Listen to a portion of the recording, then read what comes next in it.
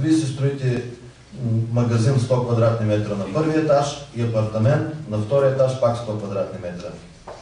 Те са долу-горе на една и съща цена, обаче долу магазинът ви е като юридическо лице, той е нежилищен имот. След 5 години амортизационни начисления този магазин вече във вашия баланс струва 10 000 лева.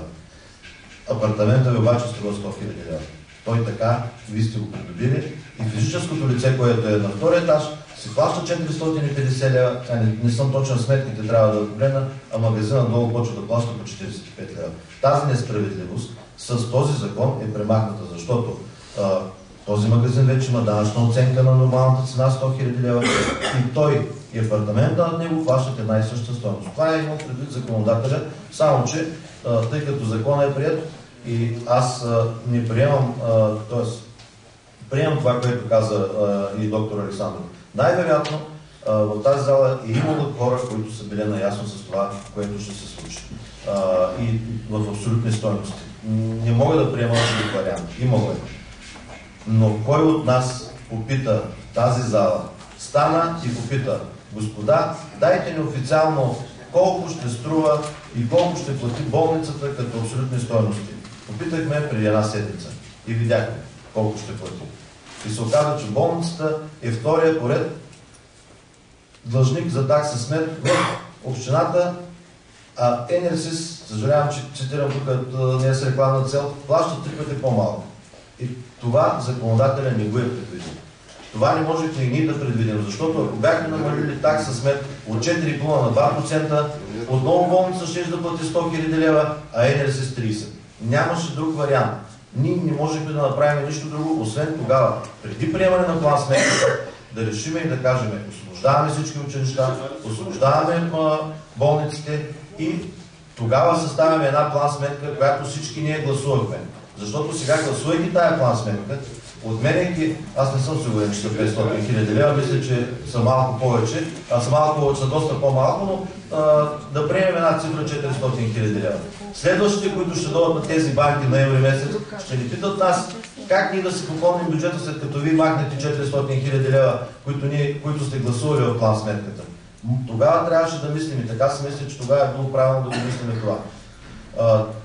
Ето за всички тези неща, нашата група, ние очаквахме такова предложение, не беше ясно то къде ще дойде, дали от някои от групите или от общинска администрация. Аз благодаря, че дойде от общинска администрация, защото си мисля, че този въпрос не трябва да бъде политизиран. Да, политическа партия ГЕРБ направиха предложението. Аз си мисля, че това предложение е много добро, но наистина то е добро. То беше добро да се разгледа преди да се гласува миналата година, ноември месец. Затова нашата група ще подкрепи предложение за 50% на намаление. Не знам дали е законосъобразно, няма с кого се консултираме в момента, за 50% намаление на такса смет за училищата и домовете за вероизповедание. Като казвам ви защо още нещо, защо ще го направим. Ще ви дам цифри. Първо основно училище е плащало за 2010 година 800 лева такса смет.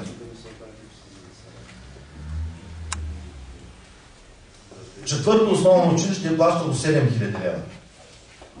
Кажете ми къде е справедливостта? Първо основно да плати 800, а четвърто основно 7400. Така поне са ми справките. Второ основно е плащало 4200. При 50% намаление, второ основно, което е плащало 4200, ще плати 6500. Няма да плати 42 000, защото се цитират цифри по 10. От 4200 ще плати 6500, а първо основно от 800 и то ще плати 6500. Но мисля, че нормално е двете училища плащат едно и също. Да, ще има училища, които ще платят много повече. Първо средно основно училище, това предполагам си има преди първа гимназия, първо СОВ, извинявайте, от 6700 лева, близо 7000 лева ще плати 10 000. Да, така е, но ние не го направихме това преди. И какво ще стане? Отмахаме на всички на нула и от първо основно училище махаме 800 лева, а пък от първа гимназия махаме 6500.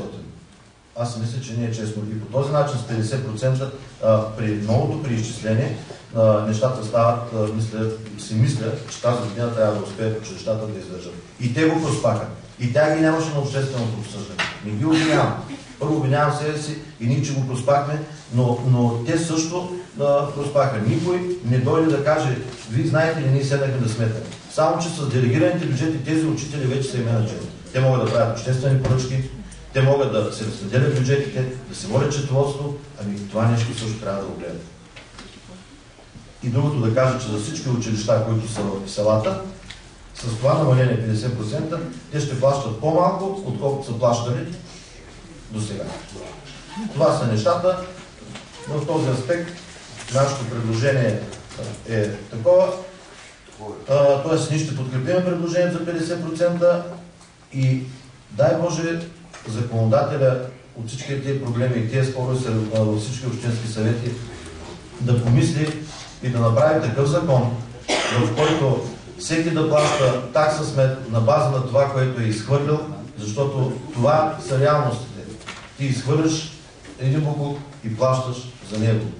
Затова прави разходи и БКС в момента, а не за това, че имотите струва 10 000 или 100 000 лева. Но това са други неща, които трябва да се дискутират в Народното събрание, но може да се